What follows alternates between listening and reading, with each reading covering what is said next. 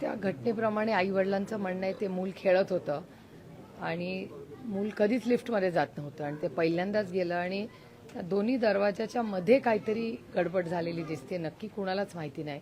आणि वरतून कोणीतरी बटन दाबलं आणि ती लिफ्ट हलली आणि ते मूल त्याच्यात अडकलं आणि जवळपास अर्धा तास त्यांनाही माहिती नव्हतं. त्याच्यामुळे ते सगळीकडे मूल दिसत नाही म्हणून रात्री 10:30 वाजता शोधत बसले आणि त्यानंतर लक्षात आलं आणि जवळपास 1.5 तास लागला त्या बाळाला तिथून काढण्यात. त्याच्यामुळे खूप अतिशय भयानक असा हा ॲक्सिडेंट आहे. पण मला वाटतं तेव्हा आपणही सगळ्यांनी आत्मचिंतन केलं पाहिजे की अर्बनायझेशनचं ऑडिट, या इन्फ्रास्ट्रक्चरचं ऑडिट सातत्याने झालं पाहिजे. कदाचित या गोष्टींकडे आपण फारसं लक्ष देत नाही, पण अशा घटना होणे गरजेचं आहे का? म्हणजे दरवेळेस घटना झाली की आपण ऑडिटबद्दल बोलतो. आपण प्रिएंट करून प्रिएव्हेंटिव्ह केअर याच्यामध्ये आपण सगळेच कमी पडतोय. आपण सगळ्यांनी कबूल केलं पाहिजे. काही निश्चित गेल्या काही वर्षांपासून लिफ्टमध्ये जे मृत्यू होत आहेत ते काही नवीन नाही आहेत. पुणे शहरात अनेक जुन्या इमारती सुद्धा आहेत जिथे या सगळ्या लिफ्टचं ऑडिट करणं गरजेचं असतं. याबाबत सुद्धा एक कठोर भूमिका निश्चित पाहिली जायला अपेक्षित आहे. नाही, इन्फ्रास्ट्रक्चर कॉर्पोरेशन्स कशासाठी आहेत? याच ऑडिटसाठी आहेत. तर कॉर्पोरेशन्सनी थोड्या या गोष्टी स्ट्रिक्ट केल्या, STP प्लांट्स असतील, लिफ्ट्स असतील, बेसिक इन्फ्रास्ट्रक्चर असेल, याच्याबद्दल आपण खरंच प्रशासन असेल किंवा आपण नागरिक म्हणून आपण खरंच सगळ्या सोसायटीजला, प्रत्येक सोसायटीला आपली आपली एक बॉडी असते. ती बॉडी हे सगळं करत असते. पण अर्थातच नियम, कायदे, त्याच्या तारखा किंवा आगीचे बंब, त्याची अवेलेबिलिटी, त्याला ॲक्सेस रस्ता, एवढ्या मोठ्या इमारती आपण बांधतोय, पण त्या इमारतींना पोचण्यासाठी तेवढे रस्ते, कचऱ्याचं नियोजन, पाणी, आगीचे बंब हे खरंच आहेत का, याचा विचार कोणीतरी प्रशासनानं करणं गरजेचं आहे. ताई, विकास लवंडेंना काल पोलिसांनी अटक केली, मात्र आज कोर्टात वेगळीच माहिती समोर येते. जे विकास लवंडेंच्या नावावर गुन्हा दाखल नाही तीच माहिती पोलिसांनी कोर्टाला दिली आणि त्यामुळे कोर्टाने अंतरिम नामंजूर केला. आणि आता कोर्टात पोलिसांनी माहिती दिली की पोलिसांनी आता कोर्टाला सांगितलं की आमच्याकडून नजर चुकीने हे सगळं झालंय. मला काय आश्चर्य वाटत नाही, कारण का माझा महाराष्ट्राच्या पोलिसांवर विश्वास आहे. पण महाराष्ट्राच्या पोलीस यंत्रणेमागे जी अदृश्य शक्ती आहे आणि पुण्याबद्दल तर मला प्रश्नचिन्हच आहे. कारण पुण्याबद्दल मी माझ्या आयुष्यातली प्रत्येक सुट्टी ही पुण्यात घालवली आहे जन्मापासून. आणि त्यानंतर पुणे हे सगळ्यात सुरक्षित म्हणून देशातून लोक, जगातून मुलं ही पुण्याला का शिकायला येतात? कारण का शिक्षणाचं माहेरघर म्हणून पुण्याची एक वेगळी ओळख, एक मानाचं स्थान हे देशात नाही जगात राहिलेलं आहे. आज मी खूप जड अंतकरणातून हे म्हणते आणि हा डेटा माझा नाही. यांचं राज्य महाराष्ट्रात आहे, त्यांचंच राज्य, त्याच विचाराचं सरकार केंद्र सरकारमध्ये. सरकारचा डेटा सांगतो की म्हणजे माननीय अमित शहाजींचं डिपार्टमेंट आहे, गृह मंत्रालय, त्याचा डेटा सांगतो की देशामध्ये सगळ्यात जास्त क्राईम कुठे आहे तर ते 5 टॉप जे शहर आहेत त्याच्यात 5 नंबरवर देशात पुणे आहे. आणि महाराष्ट्रात सगळ्यात जास्त क्राईम 1 नंबरचं शहर जे शिक्षणाचं माहेरघर होतं, ती 1 नंबरची जागा शिक्षणाचं माहेरघर काढून ती क्राईममध्ये, गुन्हेगारीमध्ये आलेली आहे. त्याच्यामुळे माझी विनम्र मागणी, अतिशय हात जोडून मी माननीय महाराष्ट्राच्या मुख्यमंत्री जे गृहमंत्री आहेत यांना विनंती करते की महाराष्ट्रामध्ये, पुण्यामध्ये आज प्रचंड तुमचं राज्य आहे, तुम्ही गृहमंत्री आहात, प्लीज या पुण्यामध्ये लक्ष घाला. इथेच येताना आत्ताच काका चव्हाणांनी आम्ही अनेक नगरसेवकांना फोन करतच इथे आलो की बाबा काय परिस्थिती आहे. तुम्हाला आश्चर्य वाटेल, कात्रज चौकामध्ये आणि वडगाव पठारामध्ये गेल्या 20 ते 25 दिवसात 6 खून किंवा कुठला तरी मोठा गुन्हा झालेला आहे. हा माझा डेटा नाही, स्थानिक नगरसेवक आणि पोलीसचा डेटा सांगतो. गुन्हेगारी प्रचंड पुण्यात वाढलेली आहे आणि त्या वर्दीची कुणालाही भीती या पुणे शहरात राहिलेली नाही. त्याच्यामुळे पुण्याचं प्रशासन करतंय तरी काय हे एकीकडे, आणि दुसरीकडे ज्या माणसावर हल्ला झाला तो जेलमध्ये आणि ज्यांनी हल्ला केला तो मोकाट फिरतोय. हा असा अन्याय मी कधी पाहिलेला नाही. ही आमची मोठी लढाई आहे. मतभेद राजकीय असतील किंवा वैचारिक असतील हे एका सशक्त लोकशाहीत असलेच पाहिजे. पण आम्ही काहीतरी वेगळं मानतो म्हणून उद्या आमच्यावर हल्ले होणार असतील तर आमचा खून झाला तरी चालेल, पण आम्हाला जो अधिकार भारतरत्न डॉक्टर बाबासाहेब आंबेडकरांनी दिलेला आहे, जो संविधानाने दिलेला आहे, तो आमच्या शेवटच्या श्वासापर्यंत आम्ही ती लढाई लढत राहणार. आज वेळ आमच्यावर आहे, उद्या या देशावरही. त्याच्यामुळे कोणीतरी बोललं पाहिजे या दडपशाहीच्या विरोधात. आणि ही लढाई आणि पोलीस कंप्लीट फेलियर पुणे शहरात जे झालेलं आहे, ह्याच्यासाठी मी माननीय मुख्यमंत्र्यांची भेट घेणार आहे. मी त्यांची वेळ मागणार आहे की राजकारण होत राहील, पण पुण्याची सुरक्षिततेची नैतिक जबाबदारी माननीय मुख्यमंत्र्यांनी घ्यावी आणि त्याच्यावर आम्हाला रिझल्ट दिसला पाहिजे. अर्थातच कोण आहे? अर्थातच ना, पुण्याचं प्रशासनच अर्थात ना. पुण्याचे जे कमिशनर पोलीस आहेत त्यांनी ह्याचं उत्तर दिलं पाहिजे आणि मुख्यमंत्र्यांनी त्यांना विचारलं पाहिजे की एवढा क्राईम कसा वाढला. देशात 5वा नंबर आहे आणि राज्यात 1 नंबर आहे. आणि काल चुकीच्या माणसाला तुम्ही अटक करता. अहो, काल मी तर त्या अमितेश कुमारांना इतके फोन दिल्लीवरनं करत होते. माझी जेपीसी होती, मी दिल्लीत होते, एक माझा फोन घेतला नाही. नंतर मी विमानाने पुण्यात आले तेव्हा एक मिस्ड कॉल होता. जेव्हा गरज होती तेव्हा सीपी आमचा फोन उचलत नाही. काय करायचंय त्या मोबाईल नंबरचं मग आम्ही? आणि लोकप्रतिनिधीचा जर फोन घेतला जात नसेल पोलीस यंत्रणेने, मग आम्ही न्याय कुणाकडे मागायचा? मग सामान्य माणसाचं काय होईल?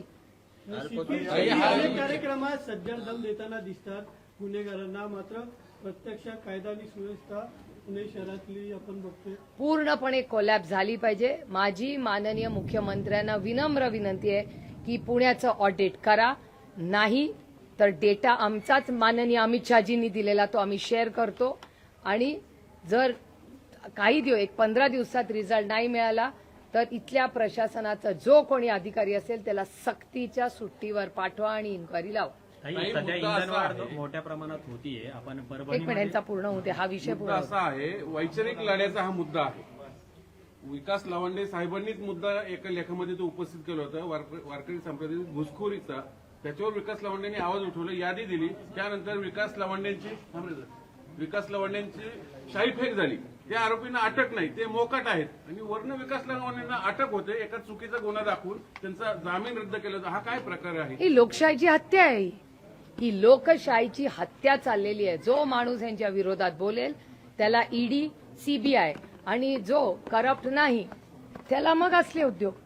नाहीतर लढणार कसं? लढणार आम्हाला लढावंच लागेल. रस्त्यावरची दुसरा मार्ग काय आम्हाला? लोकशाही टिकवायची का नाही या जगामध्ये? आणि मग आम्ही बोलायचंच नाही, जे खरं आहे बोलायचं नाही कोणी, फक्त हाजी हाजी करायचं. हा कुठला न्याय? मग लोकशाही टिकवायची का नाही? विकास लवांडेंची हत्या म्हणजे लोकशाहीची हत्या आहे.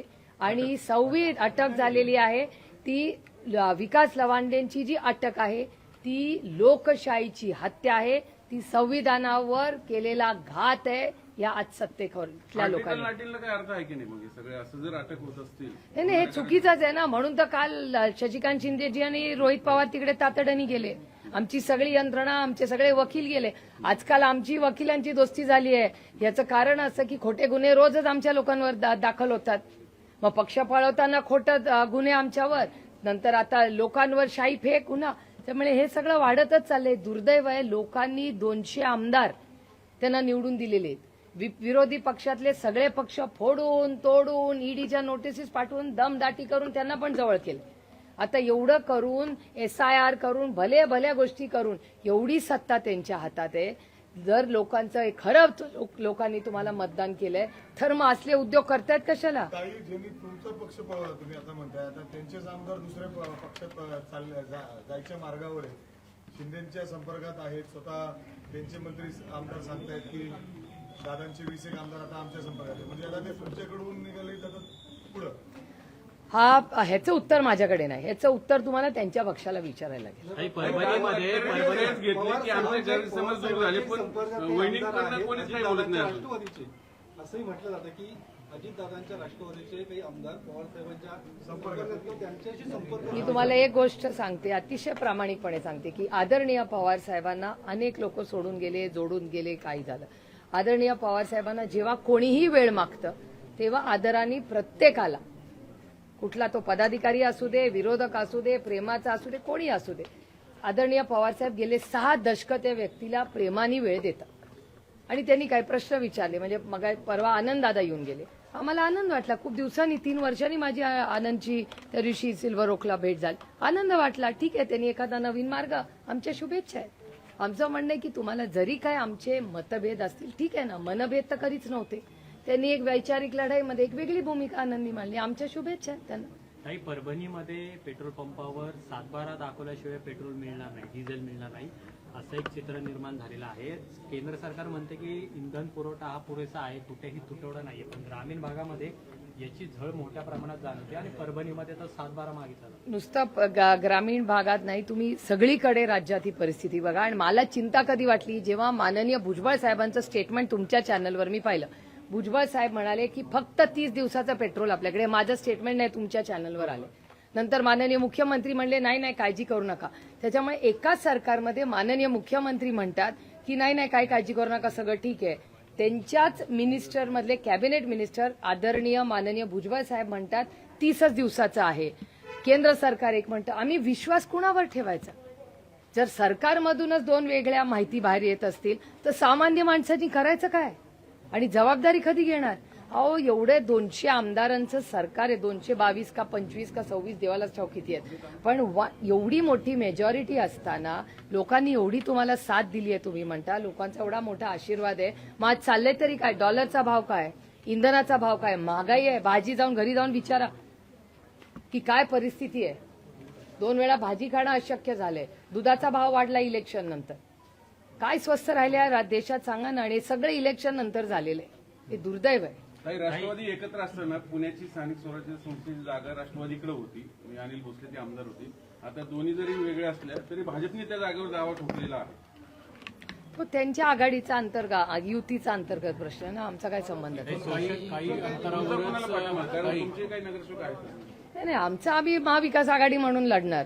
इथून काही अंतरावर महाविकास आघाडीचे उमेदवार असेल स्थानिक स्वराज्याला. त्याची चर्चा उद्या किंवा परवा आहे. शशिकांत शिंदेजी, जयंतराव, माननीय उद्धवजी आणि राऊत साहेबांची वगैरे चर्चा करणार आहेत. काँग्रेसची चर्चा कालच झाली. मला वाटतं बंटीदादा काल भेटले होते सगळे.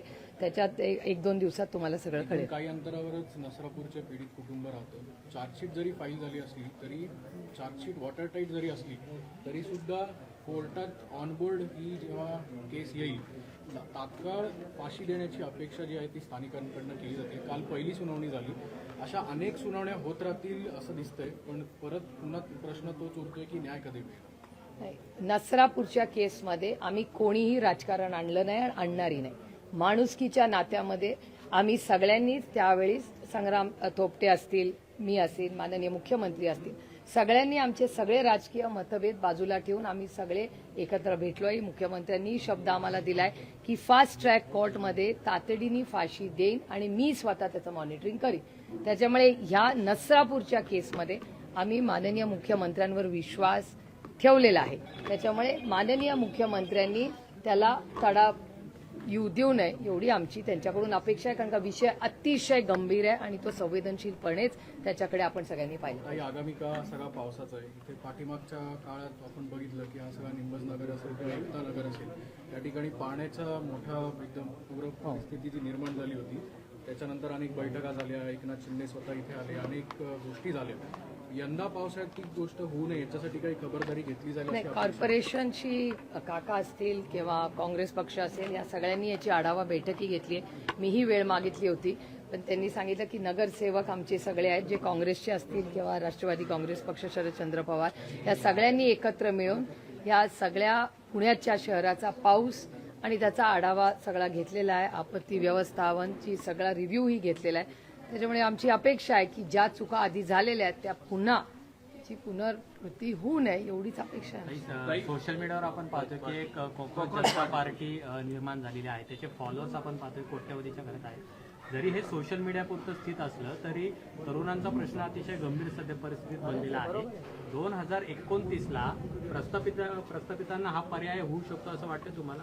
माझं म्हणणं एका सशक्त लोकशाहीमध्ये विरोधक असलाच पाहिजे, मताची मी आहे. म्हणजे आम्ही सत्तेत असलो किंवा विरोधात असलो, विरोध हा असलाच पाहिजे.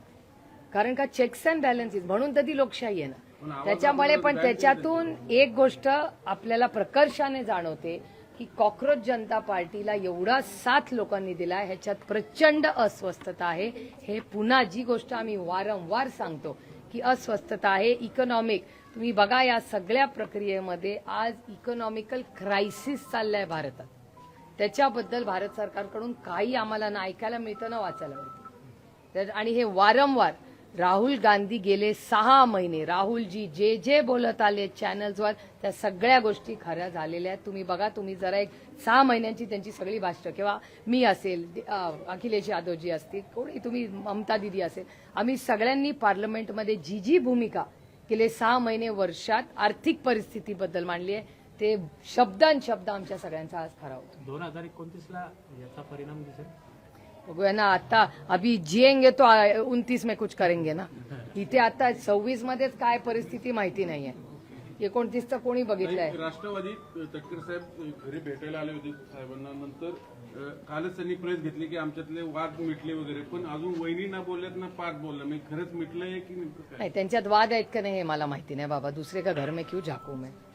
इथे एवढी महागाई, बेरोजगारी, भ्रष्टाचार चाललाय, दुधाचा भाव वाढलाय, पेट्रोल डिझेलचा वाढलाय, हे सगळं कायदा सुव्यवस्था रोज कोयता गँग फिरते माझ्या मतदारसंघात आणि पोलीस काय करेना, हेच बघण्यात माझा सगळा वेळ जातो. साहेबांकडे आले होते म्हणून. नाही, साहेबांकडे सगळेच लोक भेटायला येतात, त्याच्यात काही नवीन नाही आणि गैर काहीच नाही. मला असं वाटतं आदरणीय पवार साहेब नेहमीच सगळ्यांना भेटतात. काही रासायनिक खताचा तुटवडा जो आहे तो जाणवतोय शेतकऱ्यांना. पण तो आधीच होता. गेले 6 महिने मी पार्लमेंटमध्ये स्वतः बोलले त्याच्याबद्दल. हे अपेक्षितच होतं. सरकारची जी भूमिका आहे ती अतिशय चुकीची. ताई, शेतकरी सध्या आणि तिहेरी संकटात आहे, कारण एका बाजूला एल निनोमुळे पाऊस कमी पडणार आहे, खतं नाहीयेत आणि आता इंधन पण भेटत नाहीये. आणि अचानक सेंद्रिय शेती कसं करणार? शेतकऱ्याचं कंबरड मोडण्याचा पाप हे या सरकारने केलेलं आहे आणि हे होणार आहे. हे वारंवार आम्ही सगळ्यांनी हे आमची सगळी भाषणं मुद्दे काढून बघावं. आम्ही हे होणारे सांगत होतो. हे पूर्णपणे केंद्र आणि महाराष्ट्र सरकारचं फेलियर आहे, अपयश आहे.